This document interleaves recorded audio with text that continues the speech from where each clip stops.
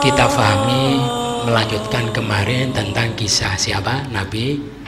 Bunda Maryam ya.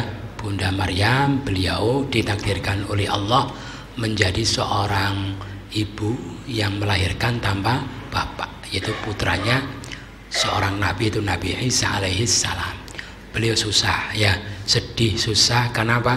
Takut menghadapi kaumnya, tiap hari beribadah, lah kok pulang-pulang bawa bayi, lah kok hamil. Maka beliau mengasingkan diri ke tempat yang jauh supaya tidak ketahuan orang.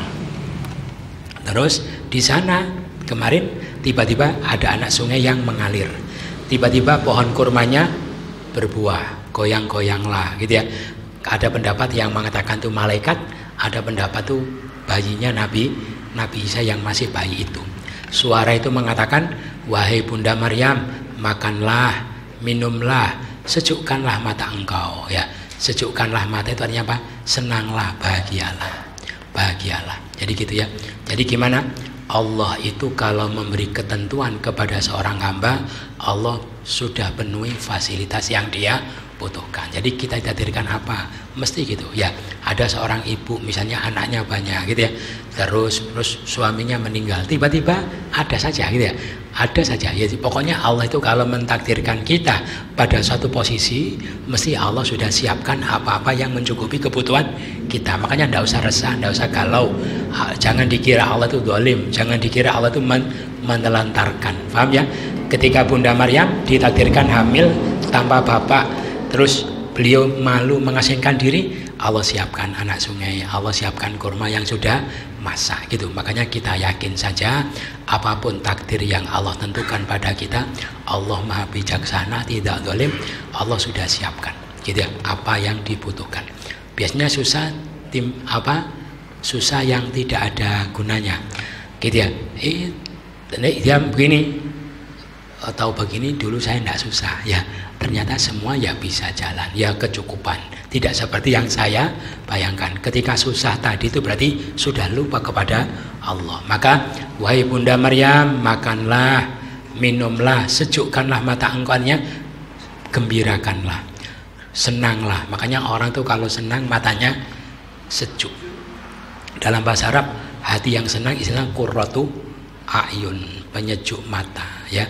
Makanya gitu ya, makanlah, minumlah, wahai Bunda Maryam, sejukkanlah mata engkau, bahagialah. Nah, terus nanti kalau saya ditanya orang bagaimana? Wong tiap hari ibadah pulang-pulang bawa bayi, diajari oleh malaikat, wahai Bunda Maryam, jika engkau melihat seseorang dari manusia, terus kamu ditanya, kamu itu ibadah kok pulang-pulang bawa bayi, katakan saja begini,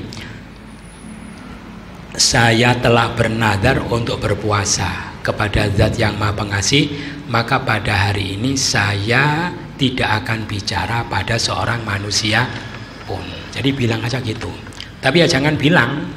Kalau bilang namanya kan ngomong. Berarti ngomongnya itu dengan isyarat. Gimana ya isyaratnya?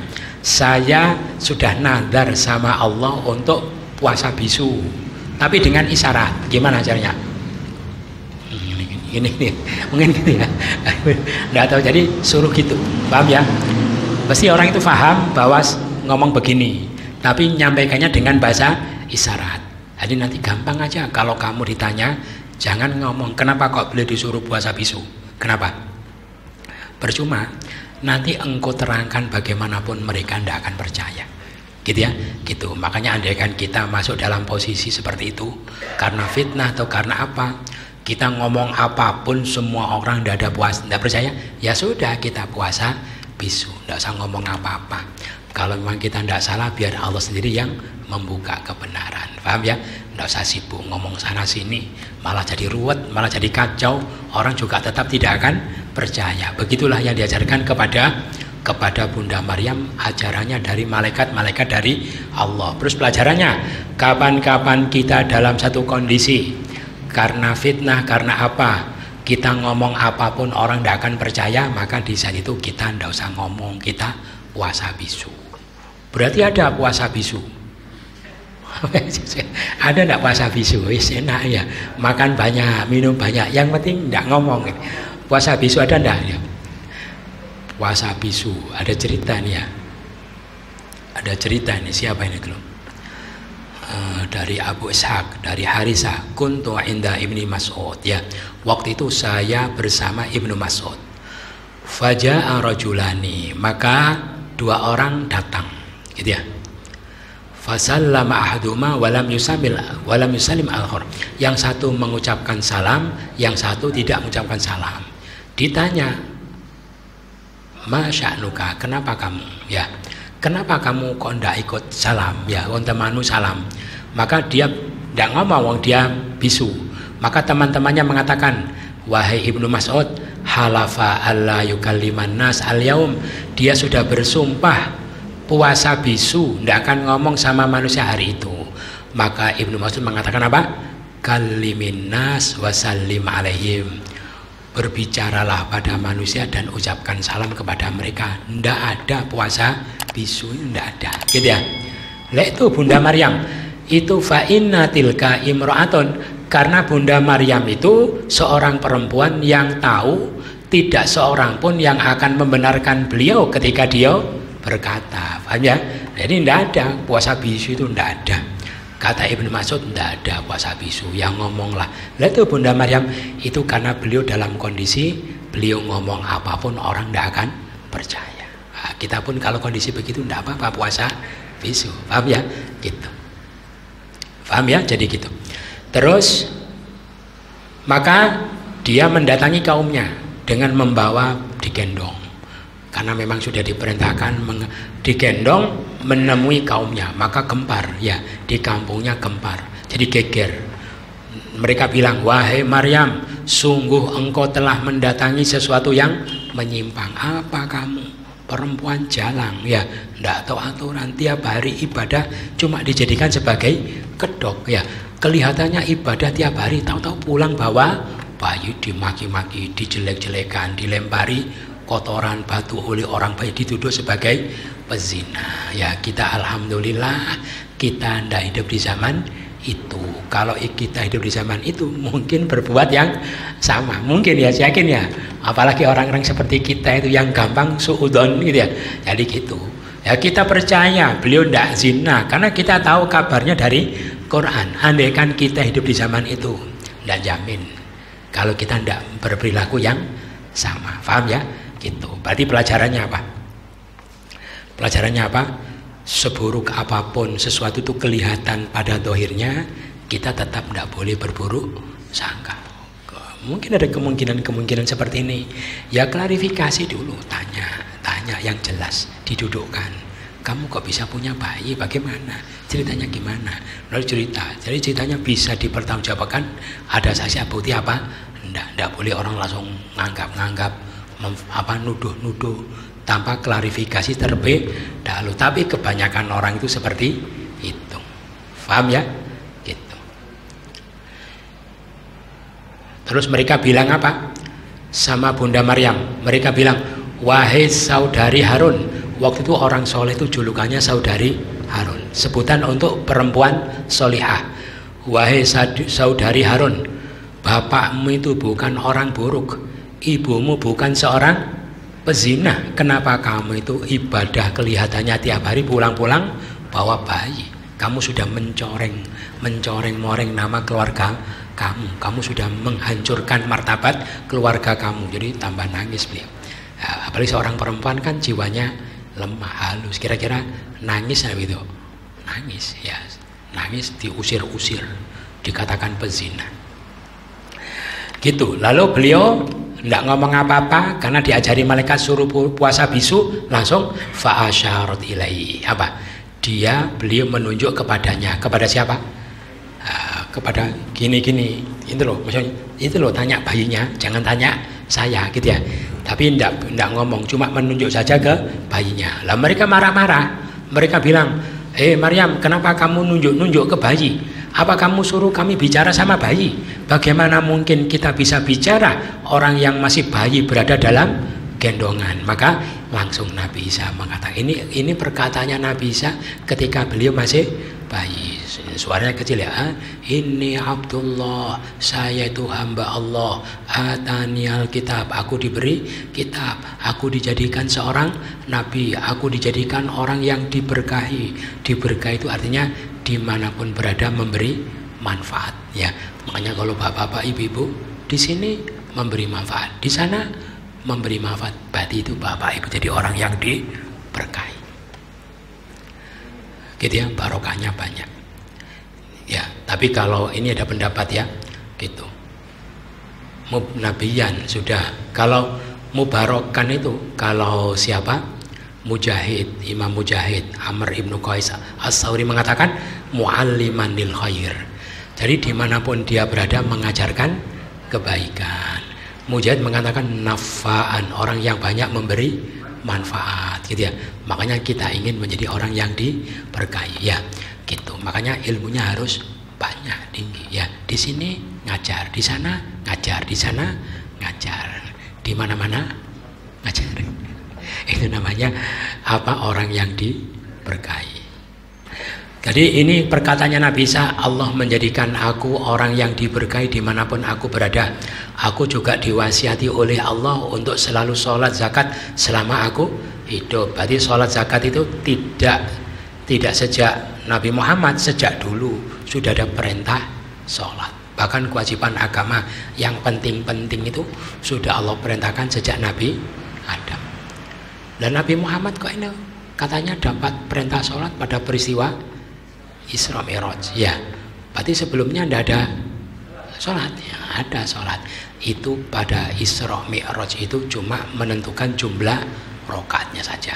Sholatnya sudah ada sejak dulu. Paham ya? Jumlah rakaatnya saja. Termasuk zakat. Terus apa lagi? Dan aku juga diperintahkan oleh Allah untuk berbakti kepada ibuku, dan Allah tidak menjadikan aku seorang yang jabbar lagi celaka. Maka diterangkan tidak ada orang yang durhaka kepada orang tua kecuali dinamakan jabbaron syaqiyya.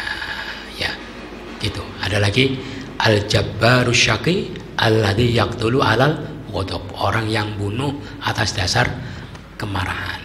Gitu. Ada lagi la tajidu ahadan aqan liwalidayhi illa wajadtahu jabbaron syaqiyan.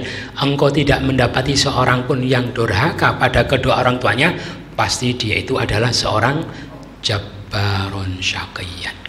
Itu kata Nabi Isa, aku tidak dijadikan jabbaron syaqiyan. Terus keselamatan atasku pada hari aku dilahirkan, pada hari aku mati, pada hari aku dibangkitkan dalam keadaan hidup. Sudah dipastikan oleh Allah, selamat semua. Itu bedanya seorang nabi sama kita.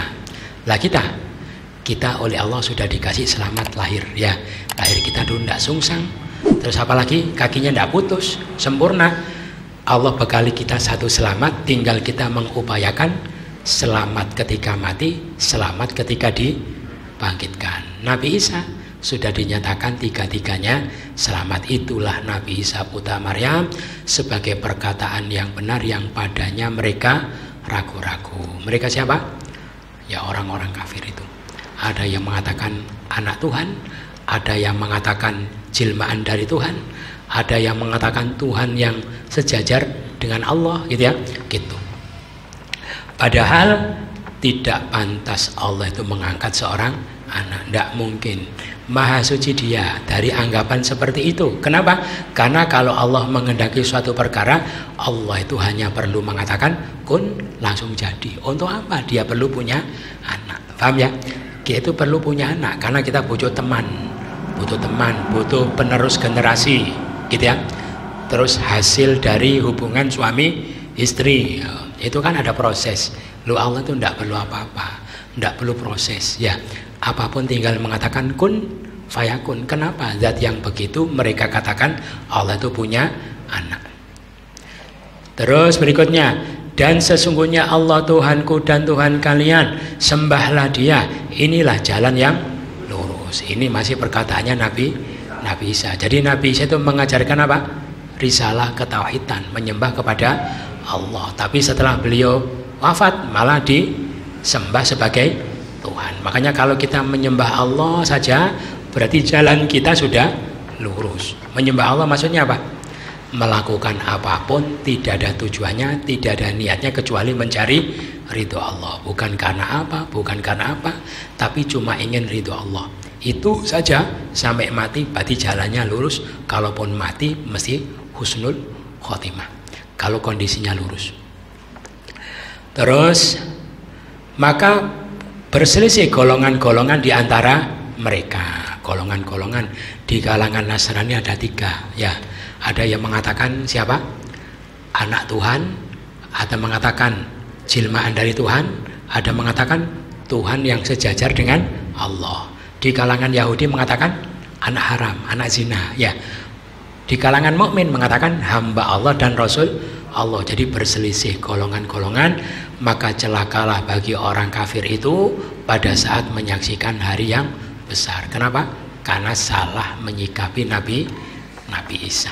Jadi sana ketika kita sudah bangun di akhirat, alangkah tajam pendengaran mereka, alangkah tajam penglihatan pada hari mereka mendatangi kami. Dulu masih ingat ya, orang itu begitu meninggal sebetulnya sejak di alam barzah sudah punya pendengaran dan penglihatan yang lebih tajam daripada orang yang masih hidup. Kenapa? Karena kita sekarang itu terpenjara oleh badan kita. Kita tidak bisa mendengar kecuali sejauh kekuatan telinga, tidak bisa melihat kecuali sejauh kekuatan mata. Begitu meninggal bebas. Nah, gitu ya. Makanya meninggal itu jiwanya senang, rohnya juga senang, tidak perlu terkungkung di dalam jasad gitu ya, senang. Ya, di saat itu karena sudah bebas dari penjara, pendengarannya, penglihatannya menjadi sangat tajam. Yaitu kapan? Yaitu pada hari mereka mendatangi kami. Awal pendatangan Allah Pak, ya sejak mati itu. Tetapi orang-orang dolim itu pada hari itu di dalam kesesatan yang nyata. Orang dolim secara khusus apa? Secara khusus yaitu orang yang salah menyikapi Nabi Isa ya gitu. Alhamdulillah kita bukan termasuk orang yang dolim itu. Kita anggap beliau seperti yang Allah ajarkan, yang Nabi ajarkan. Beliau adalah hamba Allah dan Rasul Allah. Itu yang disampaikan. Ada pertanyaan? Tidak ada, saking gamblangnya. Mudah-mudahan bermanfaat. Kurang lebihnya mohon maaf bersama-sama. Subhanakallahumma wa bihamdika asyhadu an la ilaha illa anta astaghfiruka wa atubu ilaik. Wassalamualaikum warahmatullahi wabarakatuh.